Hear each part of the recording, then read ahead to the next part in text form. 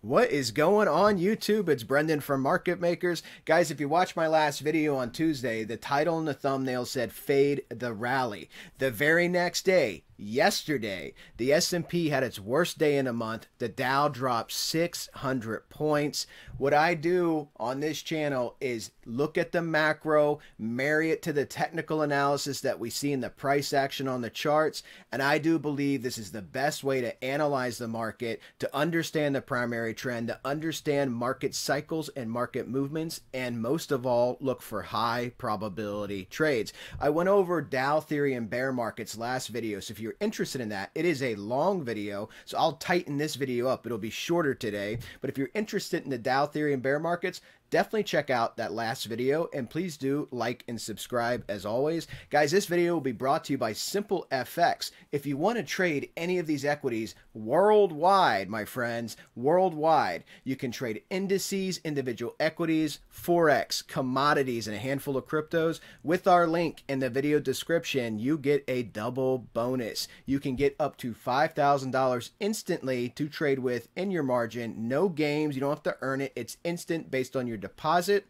So check them out if you want to trade any of these assets, because it is a fantastic exchange. Link in the video description, and of course BITGET to trade all the cryptos, and our Discord. Guys, if you want to come hang out with us, trade with us, talk to some like-minded financial freedom seeking individuals, that link also in the video description.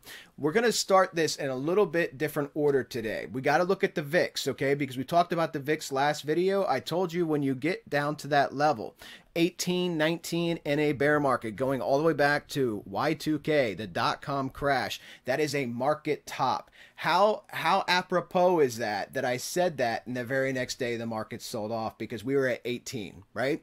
We were at 18, and now we bounced up to 21. Looking at this with our standard deviations in the Market Makers Caterpillar here, bounced off the second standard deviation here on our 50-day, and now we moved up. But look how tight this is getting, okay? This is volatility contracting, and this is going to move up, okay? Last time we got this tight was when we were on our way in the VIX to get up to 40. We got up to 40. I expect the VIX to get over 50 when we start actually dumping, okay? That's what I'm looking for in the VIX. And to give you a frame of reference, now this is a maybe hopefully once in a lifetime situation here, but the pandemic got the VIX up to 85, okay?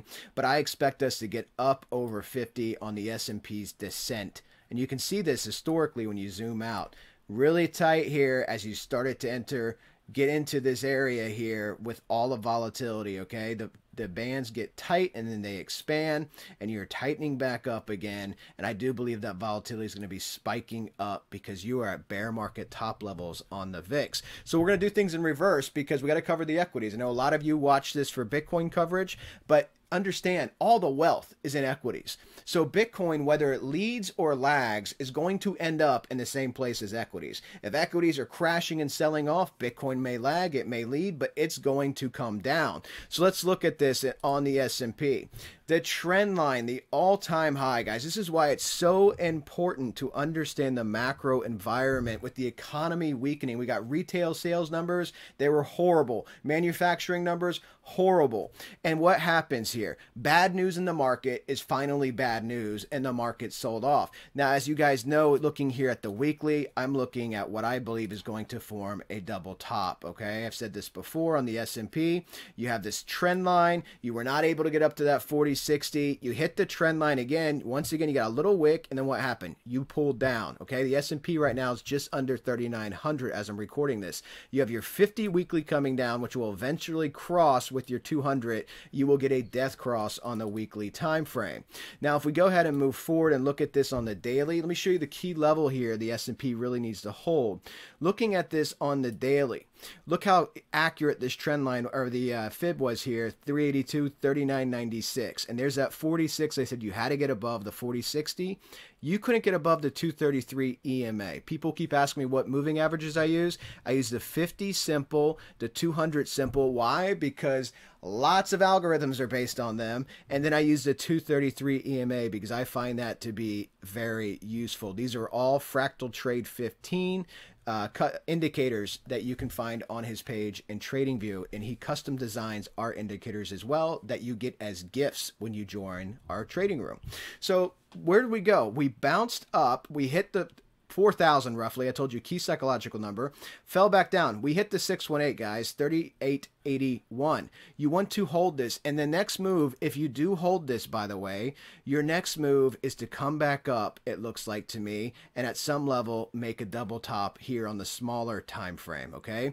If you can hold the 618, you're going to bounce back up, maybe retesting that 200 on the daily, maybe get wicks above it. That's at 39.54, okay? Maybe you get above it, maybe you come back up and test 4,000 again. But if you hold this level, this is your next move, is to roll up, and I do believe you'll be rolling back down again under this key area of resistance, kind of similar to what we did with that last big rally. You see this? Tested it, broke above it, fell below it, then tested again, got the big wick, and then fell apart. Looking for something similar here. I don't think you're just going to keep descending from this level. Maybe you come down another fib, but looks like you're holding support here, and you're going to come up for yet another retest, is what I think is going to happen as a looking at it from a technical analysis perspective. 3-day chart, I want to show you this as well, because I do think you can see the double top here very clearly as well. Okay, and this is your double top that just came down on the 3-day chart. 3-day chart, you're testing, you're back testing here, your 233, it looks like. I think that's your 233. Yep, 233. And looking to see if you come back up again. Remember, the larger your time frames, you're going to have fewer candles. So on the daily chart, it looks like you're going to come back up to make a double top. You may end up making another double top here on the 3-day chart as well. But we'll see how this plays out. But the macro picture, guys, the macro picture of the double top is what I'm really looking at here. You see it on the weekly, you see it in the smaller time frame of the daily, and you see it on the 3-day chart as well. Whether you bounce back up here or not, that's what I'm looking at. If we go forward, let's go ahead and jump over to Bitcoin, okay? Now we're going to, after this, we're going to cover the Russell. But looking at Bitcoin, remember Dante's descent, what we're looking at here is this candle. We want to see this candle close lower than the high from the previous candle, okay? So if this candle finishes red on the week, then it's the same exact pattern in Dante's descent, and I would expect future selling following this as we did every single candle. 9 bar from vibration low to vibration high, 63 days. 9 bars from vibration low to vibration high. Same in this box. This is our bar that should be closing lower than the previous bar for the high, okay? So that's where we're looking at for this to keep going down.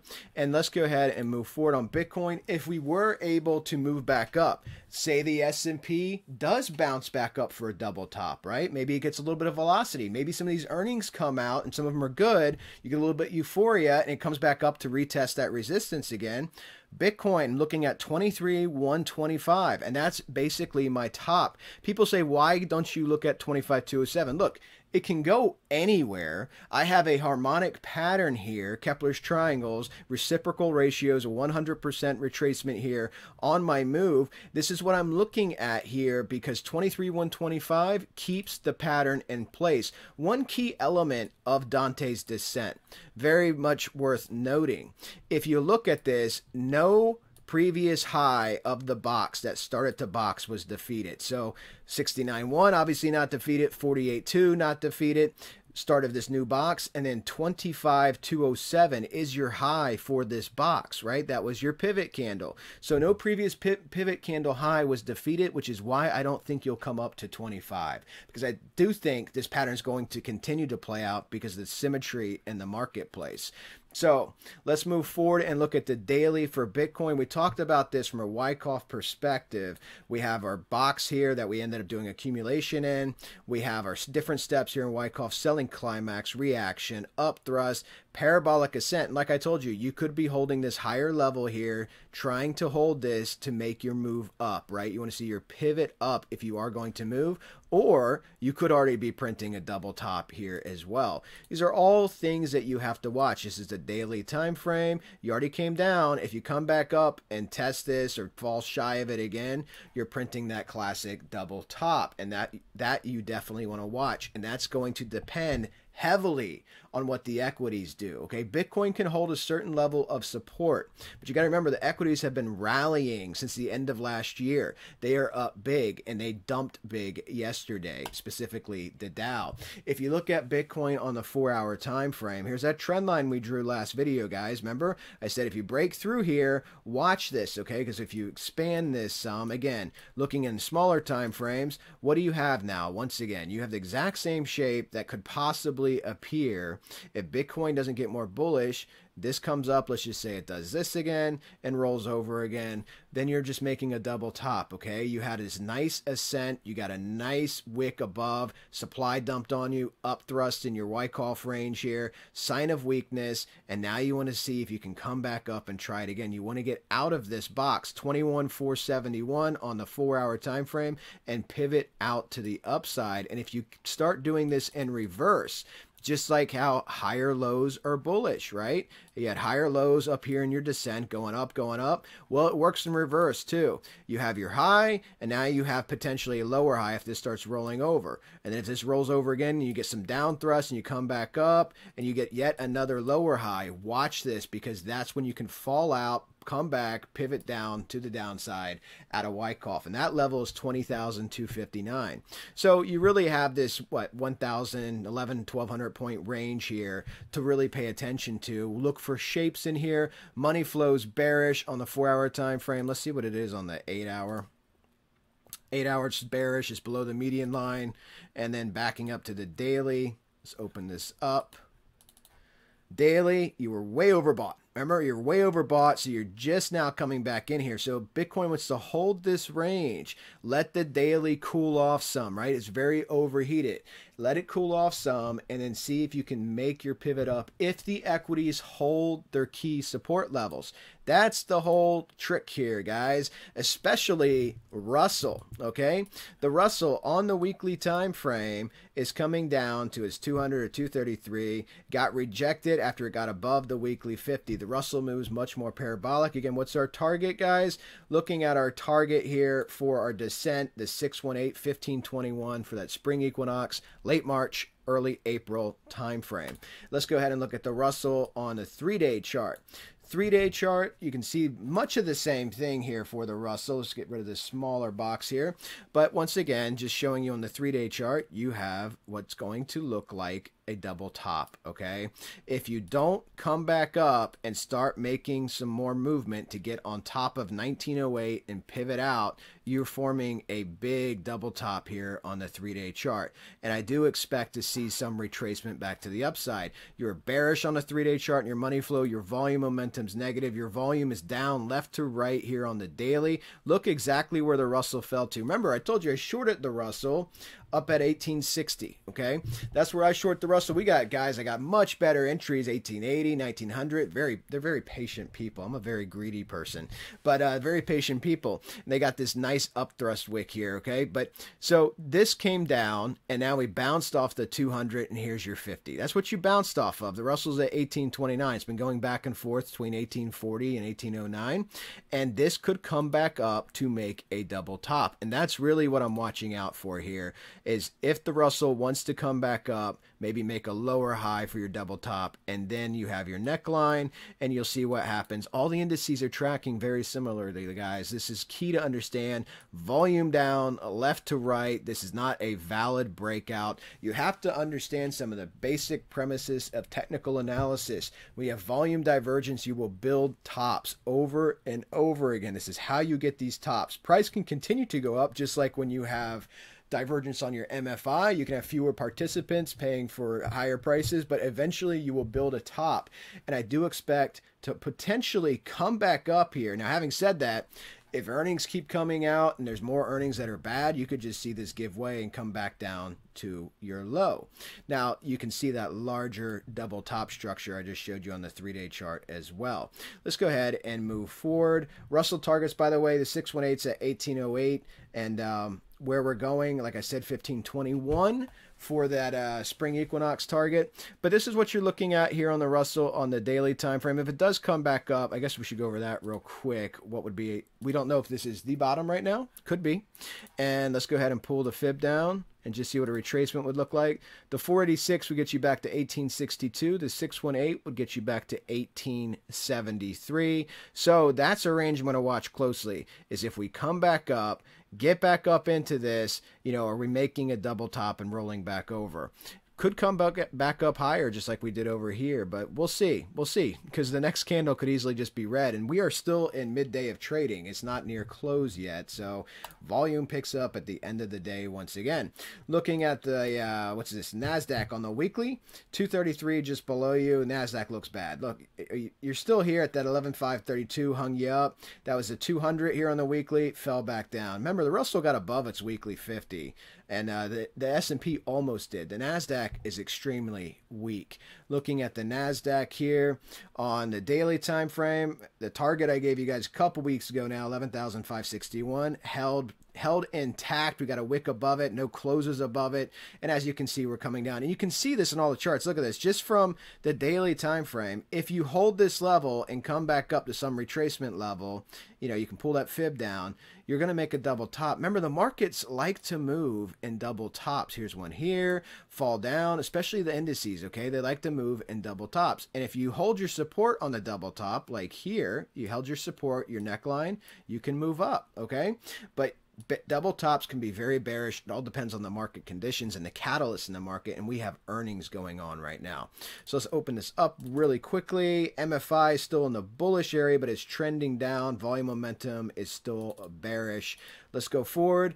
Gold, guys. I had that target of 1923. We've had some gold vacillations back and forth, went all the way down below 1900, I believe, and now back up to hit 1923 again. This is a 3-day chart. If you look on the 3-day chart, it can take a while to build your double top, which is what gold may be doing here, is building the double top. There may be some time built into this, but again, highly tied to the equities. When you lay over the S&P on gold, you'll see that, okay? Highly tied to the equities. And guys, I think a lot of people misunderstood my last video. People that were new, they think I'm very bearish on metals. I'm bearish on metals for the mini crash cycle that they're most likely going to display, just like they did in the great financial crisis. If you watch my metals video, I have a price targets 2023 playlist. I have equities, Bitcoin, and metals in there. Watch that video to see what I'm talking about, but I'm looking for a metals pull down to 1545. That's what I'm looking for, specifically here with gold. And then I do believe perhaps second half of the year, if the Fed pivots and inflation's not vanquished, you can have that metals bull run that you see all over YouTube. All over YouTube. The metals channels are, you know, dedicated to that stuff. I own physical metals, so trust me, I want metals to go up. I think historically, based on previous market cycles and patterns, you're going to see a big pull down when the equities actually pull down, and then a quicker recovery, just like you did in the great financial crisis. Silver trade we talked about, guys, right here at 786, 2441. Multiple opportunities here to get into that if that was something that you fancy. And you can see we had some nice declination down to 23.18. And silver, to me, again, adhering to this trend line on the 3-day chart, I think you're topping here, basically, once again, waiting for equities to start pulling down, and you'll start seeing silver go down as well. You almost got overbought here. Looks like you're printing a double top on the MFI. Not great volume on silver as well, and volume divergence on gold. All right. Quicker video for you today, guys. Sunday kickoff show will be next. I'll answer your questions, comments as always. Go ahead and leave those in the video, and I'll talk to you guys soon. Everybody have a fantastic and responsible, be responsible. Have a responsible weekend, everybody.